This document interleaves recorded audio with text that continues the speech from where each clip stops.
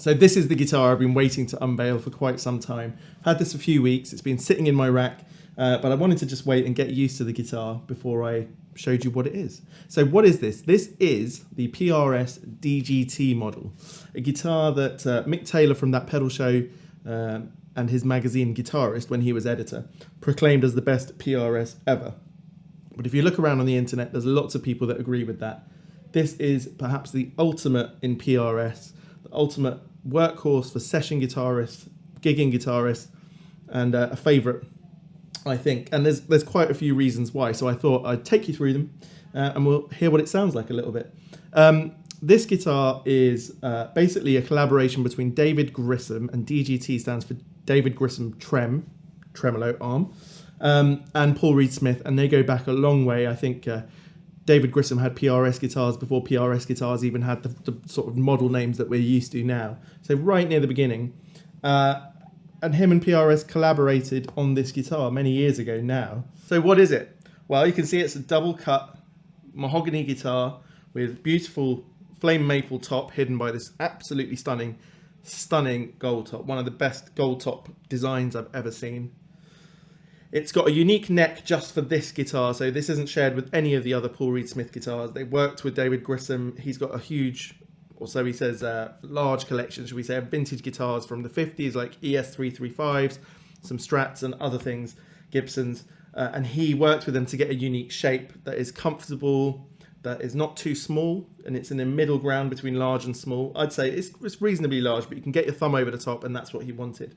It's got a nice shape for playing underneath as well, and the shape changes a little bit as you come up the guitar. It's got good locking tuners. You know, it's important that this thing stays in tune, especially with this floating trem, and this is the sort of third generation PRS trem. I don't use a trem all that often, but when I do, I want the thing to stay in tune, so hopefully that does the job.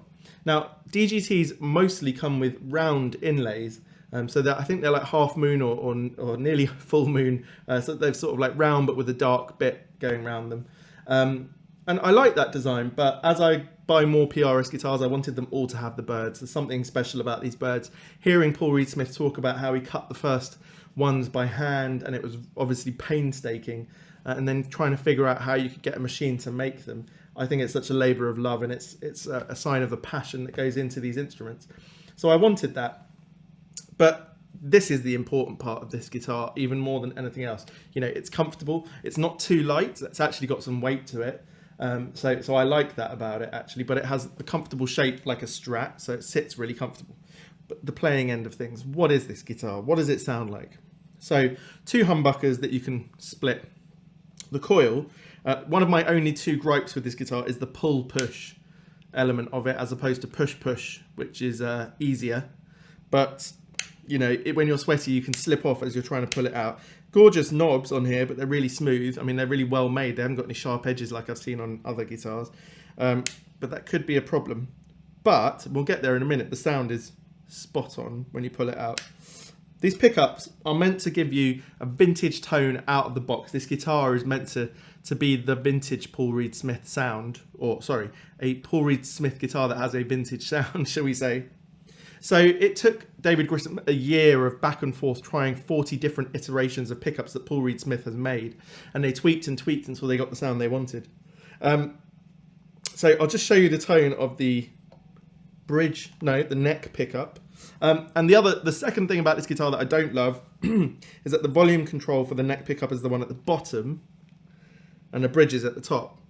So it sort of makes sense for the bridge because, you know, you'll be playing and it's just here. But for the neck, it's a bit unusual for me. But I wonder if he plays a lot. And in fact, when I've seen him talking about this guitar, he's often in the bridge position. So maybe it's more important to him, which is fair enough. Just make sure this thing is in tune. I had it down tuned to E flat for the last 3 weeks, and I've just put it back in normal tuning, and it is struggling, like any guitar does, to stay in tune now for the first couple of hours. So yeah, what should we play? I've been doing some TrueFire lessons this morning. I just decided to sign up for TrueFire literally about 3 hours ago, and I spent an hour on this Ariel Posen course. He's well, a lot of you already know Ariel Posen. He's probably, you know, definitely in my top few guitarists at the moment, if not number one. And he's got this lovely little progression that I was looking at, and it goes like a.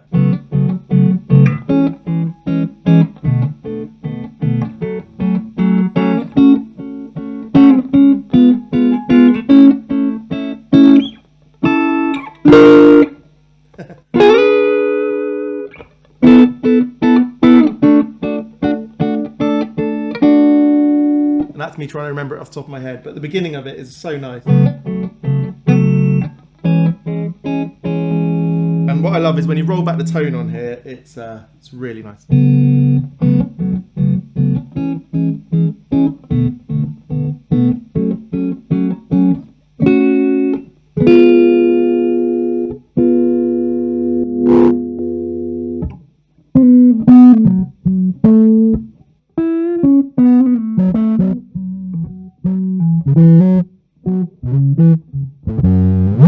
It's really got some great bottom end to it, which could be a bit much. So I'm going to roll some of the tone back in. And then if you pull it out so it's split coil, it sounds just as good.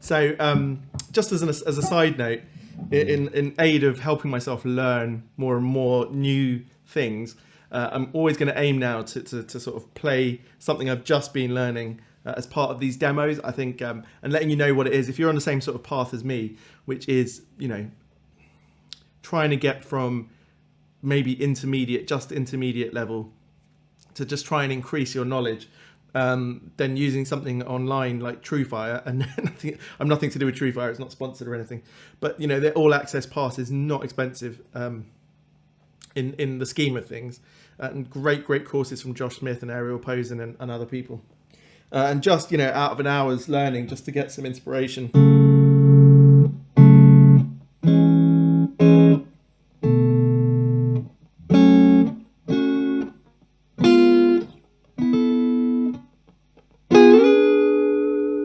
But really, this is all just to show you what this guitar sounds like, and it does have that lovely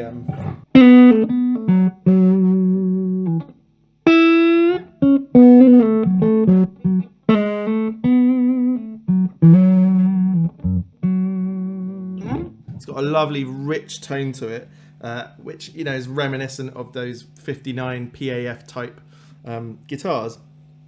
But I've noticed that he plays a lot with the bridge pickup, and it's a bit of a beast, this bridge pickup is.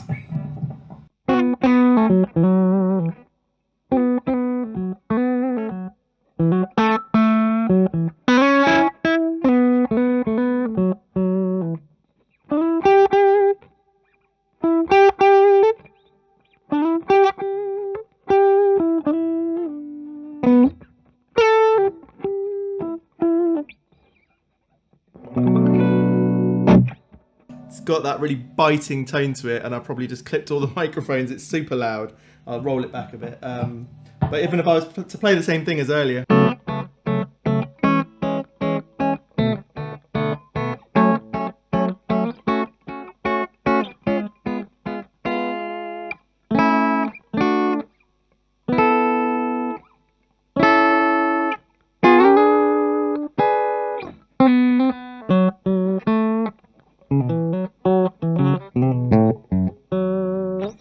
You know, it's got a really great bridge tone, Telecaster-ish, bit quacky, really out there. Bit like my Case guitars, where John Case, who's a British luthier making guitars, spent a while choosing the right pickups between the neck and the bridge. If you just have the same two pickups, that's, you know, obviously the more traditional way of doing things, I find. I mean, my 59 reissue Les Paul and my ES355s, they have the same sort of output as well, same resistance, should we say. But if, like, in my Case, you've got a bare knuckles mule, which is like a PAF, and then a bare knuckles riff-raff, which has that much more sort of devilish output. And it feels like that on here. And even better than using them as single pickups, if you blend it together, which is something that, you know, obviously is a tried and tested thing.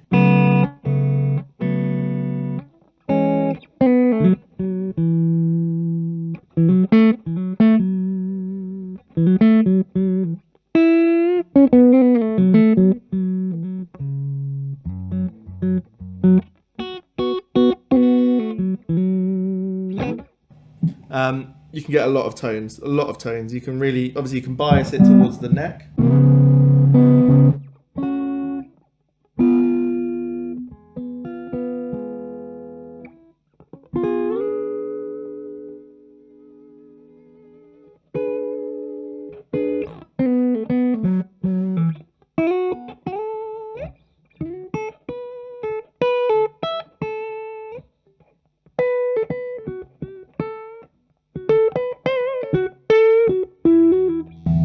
And that's more biased towards the bridge.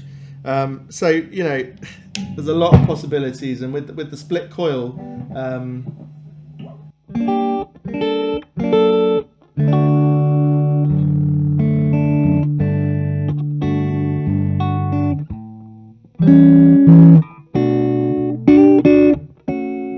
you know, you can get that real great clarity. You can reduce your output, but they're not just like a lower output. They have a sound like a single coil, a bit stratty, you know, which I think is fantastic.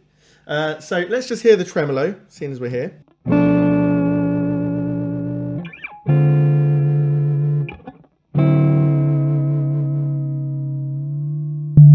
There's not a lot of travel in the tremolo here, and it's got a reasonable amount of stiffness. Let's see what it's done to my tuning. No, that G string is still in tune. The B string not so much. Did you know that you should always come from below the note? This is something someone was telling me. I think it was John Case actually. Even if you're sharp, go flat and then roll it back up, and apparently it helps. And I think it does help. Maybe that's a well-known thing, and I don't know anything.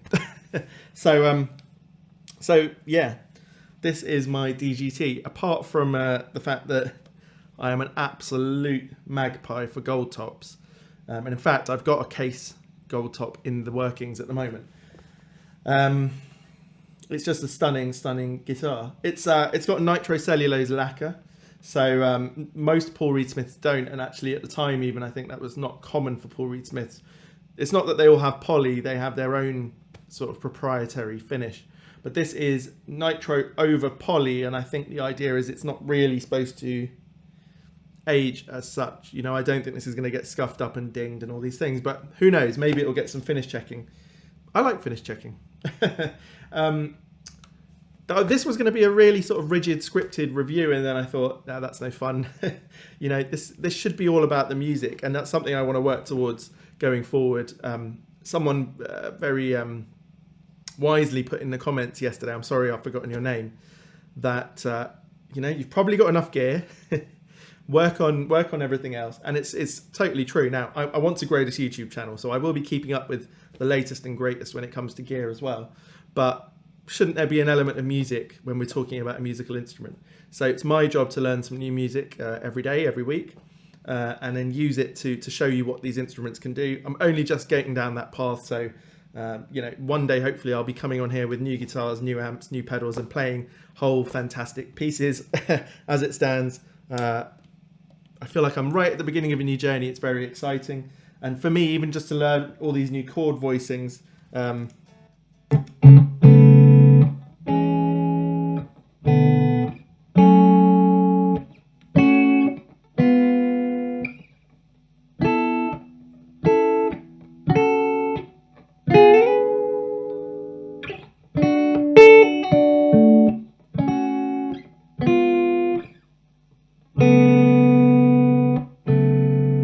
even just something as simple as playing an F sharp minor.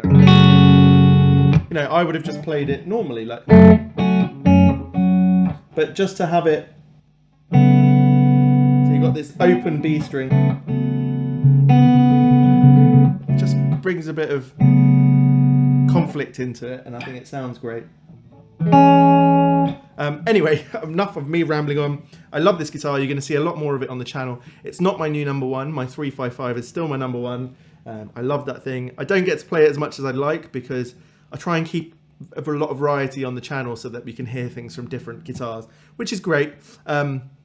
But anyway, I hope you've enjoyed this. I hope you managed to get through the intro. It was a bit indulgent of me, a couple of minutes of sort of unboxing that thing, but I enjoyed it. I've enjoyed learning some new music. I'm off to learn some more for the next video, which is going to be about the brand new Origin Effects pedal which is called something like the Magma 57 or something, which is arriving at the moment. I'm going to go and play with that, learn some new stuff, come up with a review of that. But anyway, I hope you've enjoyed this. Please subscribe to the channel. We're going really well at the moment. Going to get closer to that 1500 where I'm giving away the pedal. This Noble's ODR one. So go and find that video if you don't know what I'm talking about. It's about 5 or 6 videos back now. You have to subscribe, comment, and then when I get to 1500, I'll give this away. It's a fantastic pedal. And yeah, here's to the DGT. See you next time.